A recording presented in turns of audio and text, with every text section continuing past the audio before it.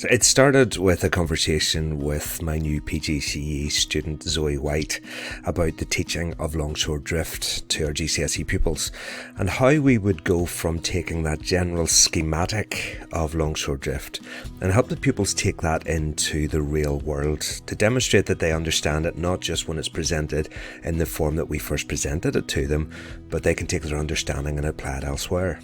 The fundamental concept of longshore drift, of course, is up at an angle, back down straight. Up at an angle, back down straight, no problem.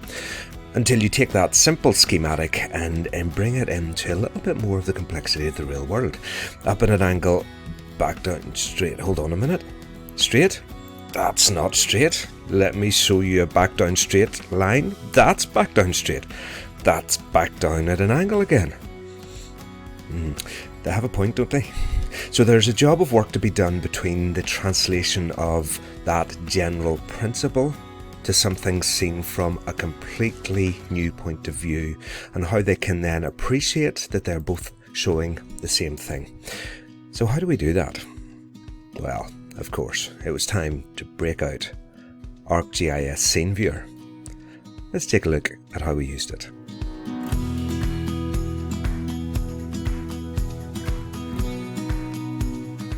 Now we could of course have produced a Google Slides and had images looking at it from a different point of view and toggled between them and said, can you see it, can you see it?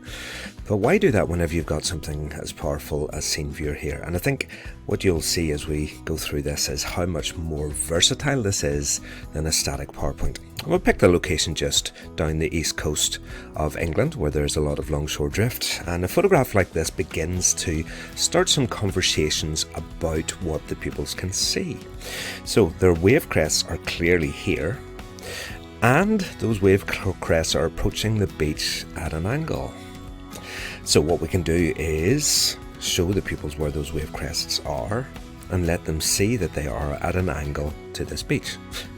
Now, at an angle. Now, when you're looking at this from an oblique view like this, it can be difficult to visualize that. So why don't we swing that around to something that looks an awful lot more like what you would see in the schematic in a textbook.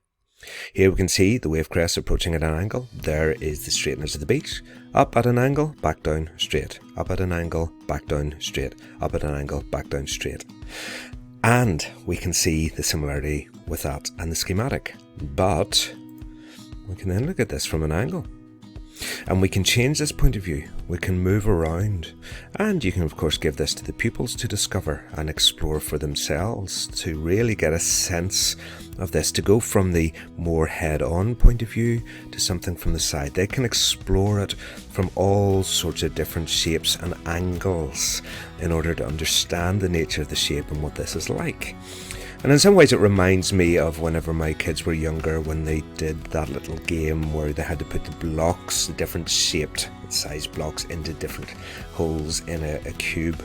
And it was all about helping them to explore shapes in 3 dimensions and from different points of view, and to realise how you need to orientate this particular shape to get it into that particular location. And this is, I think, allowing us to do something similar, to go from that very, very simple schematic point of view to seeing what this looks like in the real world. And then we can take it further in terms of applying it into the real world, because we can come just down the coast a little bit to where there is a groin.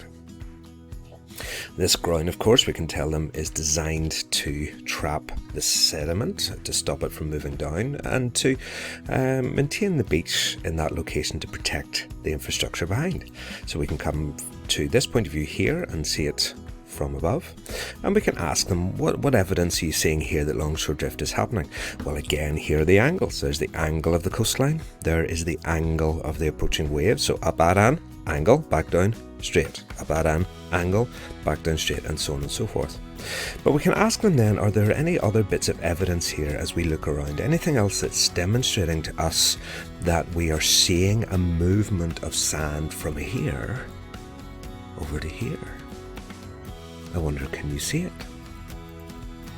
There it is. Now you could do this with PowerPoint, of course. But here's what you can't do with PowerPoint. What you can't do with PowerPoint is then zoom in and take a closer look. And what you can't do with PowerPoint is come over to this Analyze tool and measure the height difference from this side of the groin to this side of the groin. Hypothesis. If the longshore drift is happening from this direction to this direction, and if it is building up on this side of the groin, then the height of the sand will be higher here and lower here. So we click some data and see if that's the case.